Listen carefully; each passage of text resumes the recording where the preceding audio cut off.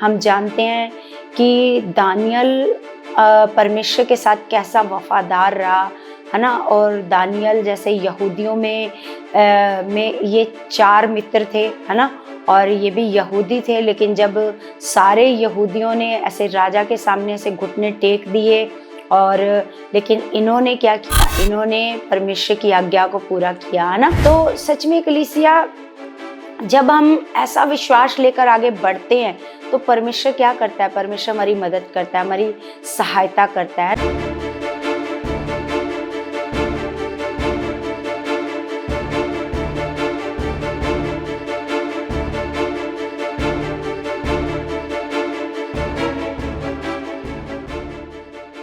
Praise the Lord everyone, God bless you all. परमेश्वर आपको बहुत सारी बरकतें और बहुत सारी आशीषें मसीह में दे चुके हैं। तो सच में कलीसिया, हम अपने परमेश्वर का बहुत सारा धन्यवाद करते हैं। वो महान परमेश्वर, वो सर्वशक्तिमान, वो अपने वादे का सच्चा परमेश्वर है। जैसे परमेश्वर ने वादा किया कि किसी भी बात की चिंता ना करो, है ना। तो सच में परमेश्वर अगर हमें कहता है कि चिंता ना करो, हर बात में तुम्हारे विनती, तुम्हारे निवेदन धन्यवाद के साथ क्या किए जाएं, परमेश्वर के सम्मुख उपस्थित किए जाएं। तो सच में हम अपने परमेश्वर का धन्यवाद करते हैं कि वो महान सर्वशक्तिमान परमेश्वर, जैसे दाऊद कहता है कि मनुष्य परमेश्वर के सामने क्या है, पर फिर भी परमेश्वर क्या करता है, उस मनुष्य की क्या करता है, चिंता करता है ना। तो आज हमें ऐसे परमेश्वर सिखा रहे हैं कि मतलब परमेश्वर अपने ऊपर भरोसा करना सिखा रहे हैं कि किसी भी बात की चिंता ऐसे ना करो, क्योंकि परमेश्वर कहता है मैं हर पल हर घड़ी क्या हूँ, मैं तुम्हारे साथ हूँ। तो परमेश्वर हर दिन हमें संभालते हैं। इसके लिए, परमेश्वर के उपकारों के लिए, उसकी दया के लिए हम परमेश्वर का क्या करते हैं, ऐसे धन्यवाद करते हैं। तो सच में कलीसिया, आज जो परमेश्वर ने वचन दिया, उस वचन में हम देखते हैं दानियल के बारे में। हम जानते हैं कि दानियल परमेश्वर के साथ कैसा वफादार रहा, है ना। और दानियल जैसे यहूदियों में ये 4 मित्र थे, है ना। और ये भी यहूदी थे, लेकिन जब सारे यहूदियों ने ऐसे राजा के सामने ऐसे घुटने टेक दिए, और लेकिन इन्होंने क्या किया, इन्होंने परमेश्वर की आज्ञा को पूरा किया, है ना। कितनी वफादारी से परमेश्वर के साथ चले इन्होंने ऐसे मौत की भी परवाह नहीं करी, है ना। तो सच में कलीसिया, जब हम ऐसा विश्वास लेकर आगे बढ़ते हैं तो परमेश्वर क्या करता है, परमेश्वर हमारी मदद करता है, हमारी सहायता करता है ना। जैसे हम दानियल के बारे में देखते हैं, शद्रक मेशक अबेदनगो के बारे में ऐसे परमेश्वर के वचनों से देखते हैं कि इन्होंने कैसा मन रखा परमेश्वर के साथ। तो आज हम थोड़ा सा ऐसे जानते हैं दानियल के बारे में कि ये दानियल कौन है और इसका जीवन ऐसे कैसा था, कैसा इसका परमेश्वर पर क्या था, विश्वास था। तो हम देखते हैं दानियल की पुस्तक, उसका 1 अध्याय, और लिखा है, यहूदा के राजा यहोयाकीम के राज्य के 3रे वर्ष में बेबीलोन राजा नबूकदनेस्सर ने यरूशलेम पर चढ़ाई करके उसको घेर लिया। तब परमेश्वर ने यहूदा के राजा यहोयाकीम को परमेश्वर के भवन के कई पात्रों सहित उसके हाथ में कर दिया। तो क्या किया, बेबीलोन के राजा ने क्या किया, यहूदा पर चढ़ाई करके जो यहूदा का जो राजा था यहोयाकीम, और जो परमेश्वर के भवन के पात्र थे वो सब अपने ऐसे कब्जे में ऐसे कर लिए। और आगे लिखा, और उसने उन पात्रों को शिनार देश में अपने देवता के मंदिर में ले जाकर अपने देवता के भंडार में रख दिया। तब उस राजा ने अपने खोजों के प्रधान अश्पनज को आज्ञा दी कि इजरायली राजपुत्रों की प्रतिष्ठित पुरुषों में से ऐसे कई जवानों को ला जो निर्दोष, सुंदर और सब प्रकार की बुद्धि में प्रवीण और ज्ञान में निपुण और विद्वान और राज मंदिर में हाजिर होने के योग्य हों, और उन्हें कसदियों के शास्त्र और भाषा की शिक्षा दे। तो वो क्या कह रहा है कि वो जो खोजों का प्रधान है उसको ये कह रहा है कि जितने ये यहूदी हम गुलाम बना करके लाए हैं, क्योंकि जब उसने यहूदा देश पर क्या किया, ऐसे चढ़ाई की और उन सबको क्या बना लिया, ऐसे गुलाम बना लिया। जब गुलाम बनाया तो वो ये कह रहा है अपने खोजों के प्रधान को, ये कह रहा है कि इनमें से तू ढूंढ के ला जो बुद्धि में प्रवीण हो, ऐसे देखने में भी क्या हो, ऐसे सुंदर हो, अच्छे हो, है ना, मतलब, और उनको क्या कर, जो हमारी भाषा है, कसदियों की भाषा, उनको क्या कर, ऐसे सिखा, है ना। तो वो क्या करता है, लिखा राजा ने आज्ञा दी कि उनके भोजन और खाने पीने के दाख मधु में से उन्हें प्रतिदिन खाने पीने को दिया जाए। इस प्रकार 3 वर्ष तक उनका पालन पोषण होता रहे, तब उसके बाद वे राजा के सामने हाजिर किए जाएं। तो उसने ये कहा खोजे के प्रधान को कि 3 साल तक जो खाना मैं खाता हूँ, ऐसे मतलब एक अच्छा और हेल्दी खाना, तो वो तू क्या कर, उनको खिला, उनका 3 साल तक क्या कर, ऐसे पालन पोषण कर, है ना। फिर 3 साल के बाद क्या कर, उनको मेरे सामने लेकर के आना।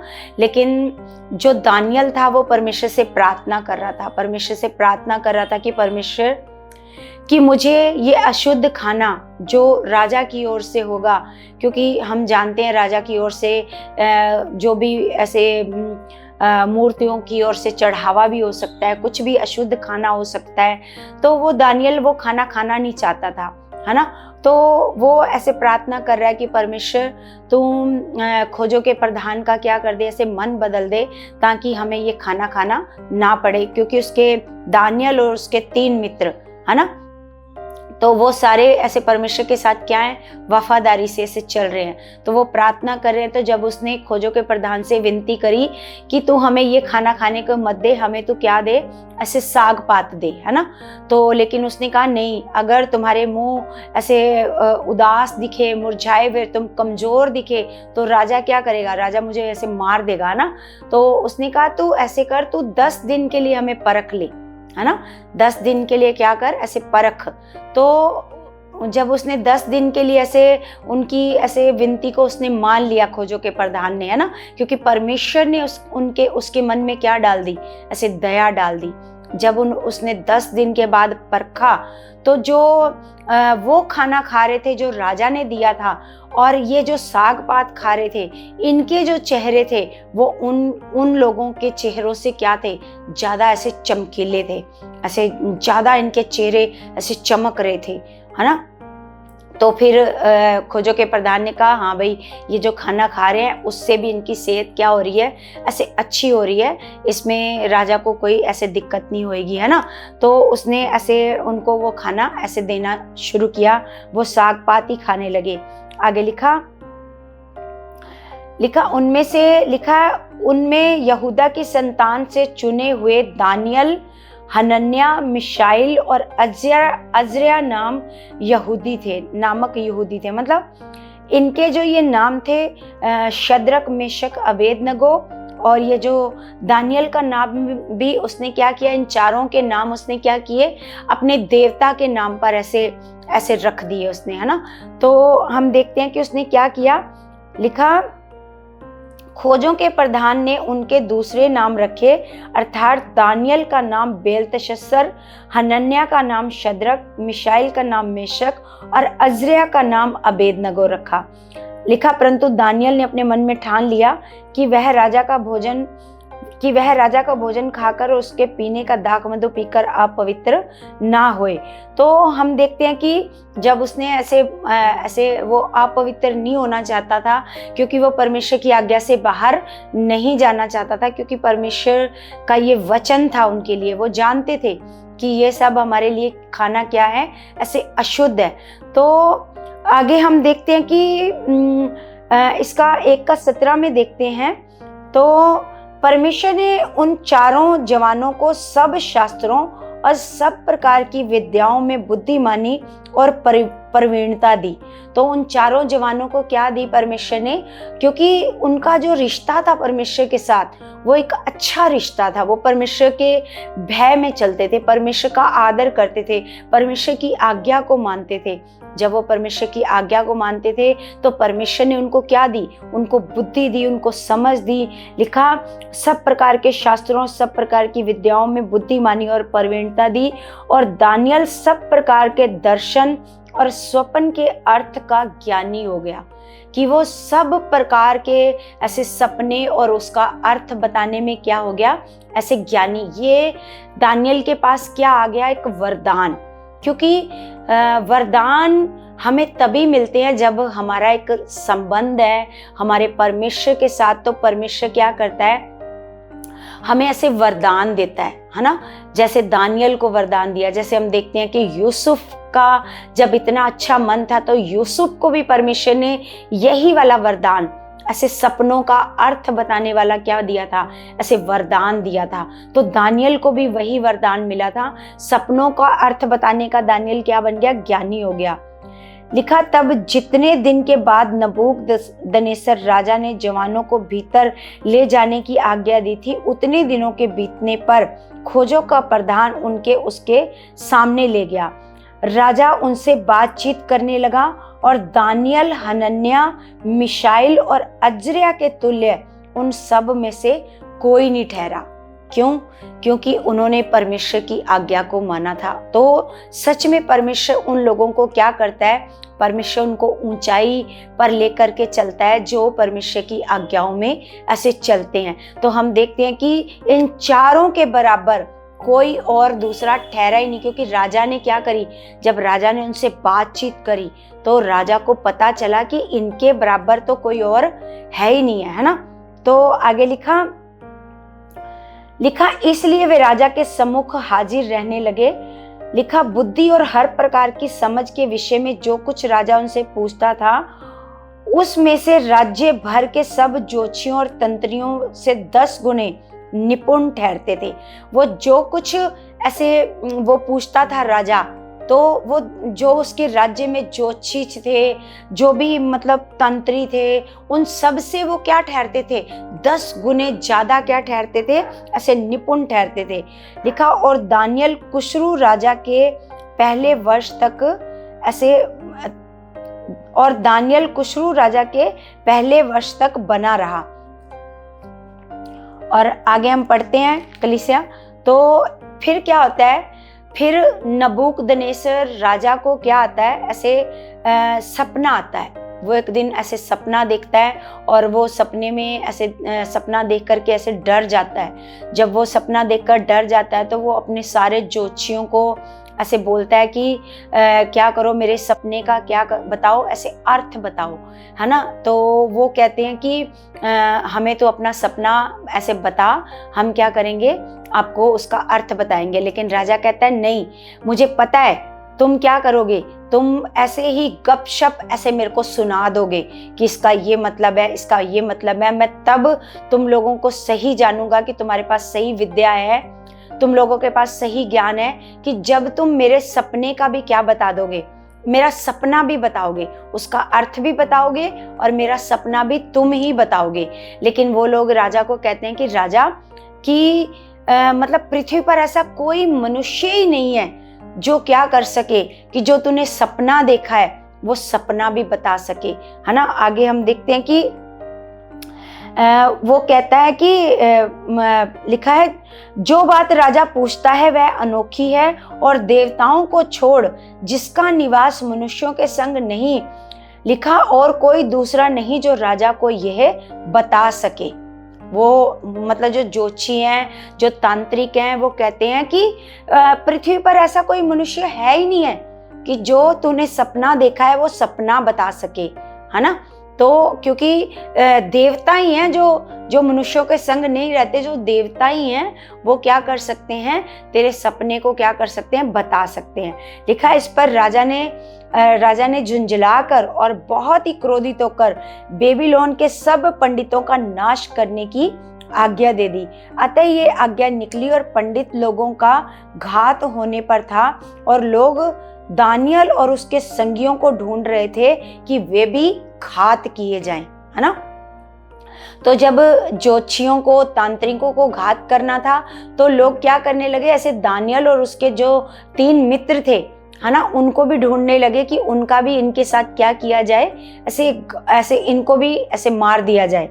लिखा, तब दानियल ने अंगरक्षकों के प्रधान अर्योक से, जो बेबीलोन के पंडितों को घात करने के लिए निकला था, लिखा, सोच विचार कर और बुद्धिमानी के साथ कहा और राजा के हाकिम अर्योक से पूछने लगा, ये आज्ञा राजा की ओर से ऐसी उतावली के साथ क्यों निकली।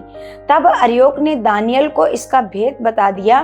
तब दानियल ने भीतर जाकर राजा से विनती की कि उसके लिए कोई समय ठहराया जाए ताकि वह महाराज को स्वप्न का फल बता सके।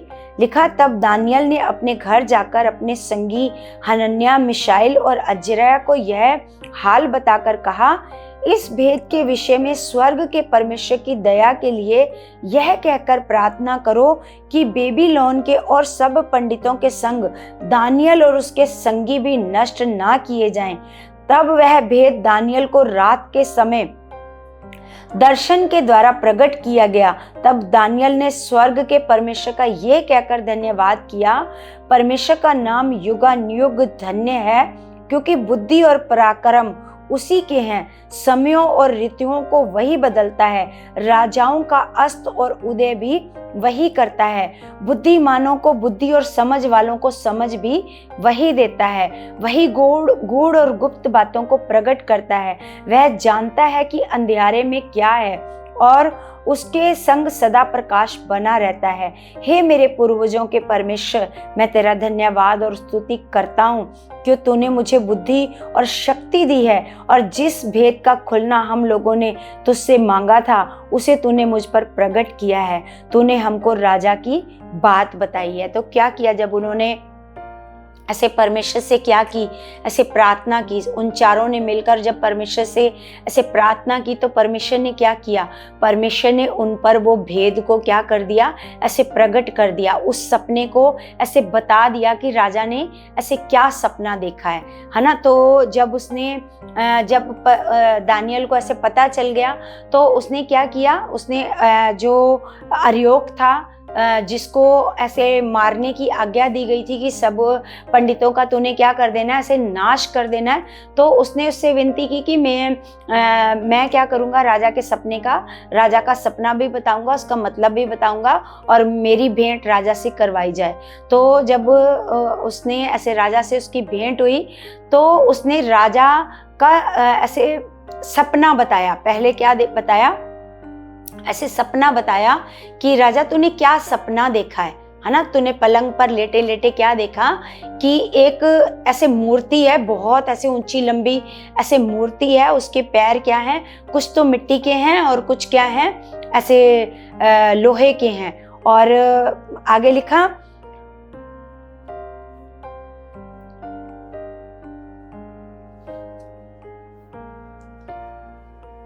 लिखा, हे राजा, जब तू देख रहा था तब एक बड़ी मूर्ति देख पड़ी और वह मूर्ति जो तेरे सामने खड़ी थी वह लंबी चौड़ी थी, उसकी चमक अनुपम थी और उसका रूप भयंकर था।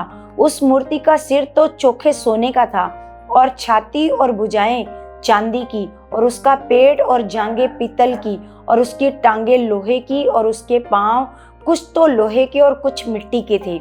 फिर देखते देखते तूने क्या देखा कि एक पत्थर ने बिना किसी के खोदे आप ही आप उखड़कर उस मूर्ति के पांव पर लगकर जो लोहे और मिट्टी के थे उनको चूर चूर कर डाला। तब लोहा, मिट्टी, पीतल, चांदी और सोना भी सब चूर चूर हो गया और धूप काल में खलिहानों के भूसे के समान हवा में ऐसे उड़ गए कि उनका कहीं पता ना रहा। और वह पत्थर जो मूर्ति पर लगा था वह बड़ा पहाड़ बनकर सारी पृथ्वी में फैल गया। तो इस प्रकार दानियल ने क्या किया, जब परमेश्वर से जब ऐसे उसने बुद्धि मांगी, परमेश्वर से उस सपने का अर्थ मांगा, तो सपना मांगा और उसका अर्थ मांगा, तो परमेश्वर ने उसको बुद्धि और समझ दी और उसका ऐसे सपना भी बताया और उसका अर्थ भी बताया। तो अभी उसने क्या बताया कि तूने क्या सपना देखा, फिर अब वो उसका क्या बता रहा है, ऐसे फल बता रहा है, उसका अर्थ बता रहा है कि उसका अर्थ क्या है। लिखा, स्वप्न तो यूं ही हुआ, अब हम उसका फल राजा को समझा देते हैं। हे राजा, तू तो महाराजा धीराज है, क्योंकि स्वर्ग के परमेश्वर ने तुझको राज्य, सामर्थ और शक्ति, महिमा दी है, और जहां कहीं मनुष्य पाए जाते हैं वहां उसने उन सबों को और मैदान के जीव जंतु और आकाश के पक्षी भी तेरे वश में कर दिए हैं, और तुझको उन सब का अधिकारी ठहराया है, और ये सोने का सिर तू ही है। तेरे बाद एक राज्य और उदय होएगा जो तुझसे छोटा होएगा, और फिर एक और तीसरा पीतल का सा राज्य होएगा जिसमें सारी पृथ्वी आ जाएगी। चौथा राज्य लोहे के तुल्य मजबूत होगा। लोहे से तो सब वस्तुएं चूर चूर हो जाती हैं और पिस जाती हैं, इसलिए जिस भांति लोहे से वे सब कुचली जाती हैं, उसी भांति उस चौथे राज्य से सब कुछ चूर चूर होकर पिस जाएगा। तूने जो मूर्ति के पांव और उसकी उंगलियों को देखा, जो कुछ कुम्हार की मिट्टी की और कुछ लोहे की, इससे वह चौथा राज्य बटा हुआ होगा, तो भी उसमें लोहे का सा कड़ापन रहेगा, जैसे कि तूने कुम्हार की मिट्टी के संग लोहा भी मिला हुआ देखा था। जैसे पाँव की उंगलियां कुछ तो लोहे की कुछ मिट्टी की थी, इसका अर्थ ये है कि वह राज्य कुछ तो दृढ़ और कुछ निर्बल होगा। तूने जो लोहे को कुम्हार की मिट्टी के संग मिला हुआ देखा, इसका अर्थ ये है कि उस राज्य के लोग एक दूसरे मनुष्यों से मिले जुले तो रहेंगे, परंतु जैसे लोहा मिट्टी के साथ मेल नहीं खाता, वैसे ही वे भी एक ना बने रहेंगे। और उन राजाओं के दिनों में स्वर्ग का परमेश्वर एक ऐसा राज्य उदय करेगा जो अनंत काल तक ना टूटेगा और ना वह किसी दूसरी जाति के हाथ में किया जाएगा, वरन वह उन सब राज्यों को चूर चूर करेगा और उनका अंत कर डालेगा, और वह सदा स्थिर रहेगा। जैसा तूने देखा कि एक पत्थर किसी के हाथ के बिन खोदे पहाड़ में से उखड़ा और उसने लोहे, पीतल, मिट्टी, चांदी और सोने को चूर चूर किया, इसी रीति महान परमेश्वर ने राजा को बताया कि इसके बाद क्या क्या होने वाला है, ना स्वप्न में और ना उसके फल में कुछ संदेह है। लिखा, जब उसने सारा ऐसे अर्थ बता दिया, इतना सुनकर नबूकदनेस्सर राजा ने मुंह के बल गिरकर दानियल को दंडवत किया और आज्ञा दी कि इसको भेंट चढ़ाओ और उसके सामने सुगंध वस्तु जलाओ। फिर राजा ने दानियल से कहा, सच तो ये है कि तुम लोगों का परमेश्वर सब ईश्वरों का ईश्वर और राजाओं का राजा और भेदों का खोलने वाला है, इसलिए तू ही ये भेद कर प्रकट कर पाया। तब राजा ने दानियल का पद बड़ा किया और उसको बहुत से बड़े बड़े दान दिए और ये आज्ञा दी कि वह बेबीलोन के सारे प्रांत पर हाकिम और बेबीलोन के सब पंडितों पर मुख्य प्रधान बने। तब दानियल के विनती करने से राजा ने शद्रक, मेशक और अबेदनगो को बेबीलोन के प्रांत के कार्य के ऊपर नियुक्त कर दिया, परंतु दानियल स्वयं राजा के दरबार में रहा करता था। तो हम देखते हैं कलीसिया कि किस प्रकार जब हम परमेश्वर के साथ चलते हैं तो हम क्या कर सकते हैं कि हम परमेश्वर को भी ऐसे दिखा सकते हैं कि हमारा परमेश्वर कौन है। लेकिन जब हम अपने परमेश्वर के साथ पूरी खराई से चलते हैं, पूरी वफादारी से चलते हैं, तो जिस प्रकार राजा को भी दानियल के आगे झुकना पड़ा, तो हम देखते हैं कि क्योंकि दानियल में इतनी सामर्थ्य नहीं है, इतना बुद्धिमान नहीं है। दानियल को वो बुद्धि किसने दी है? परमेश्वर ने। जब उसने परमेश्वर से प्रार्थना करी, मांगा परमेश्वर से, तो परमेश्वर ने उसको ऐसे वो बुद्धि दी कि हम किसी का सपना, क्योंकि सपना किसी ने देखा है, हम उसका सपना कैसे बता सकते हैं। जैसे पंडितों ने कहा कि पृथ्वी पर ऐसा कोई मनुष्य है ही नहीं, कि जो तेरा सपना क्या कर सके, ऐसे बता सके, है ना। तो सच में ऐसा कोई मनुष्य नहीं था, लेकिन ये सपना दानियल को किसने बताया? ऐसे परमेश्वर ने। अगर परमेश्वर नहीं होता तो कभी भी ऐसे दानियल को ये सपना पता नहीं चलता, ना इसका सही सही अर्थ पता चलता, है ना।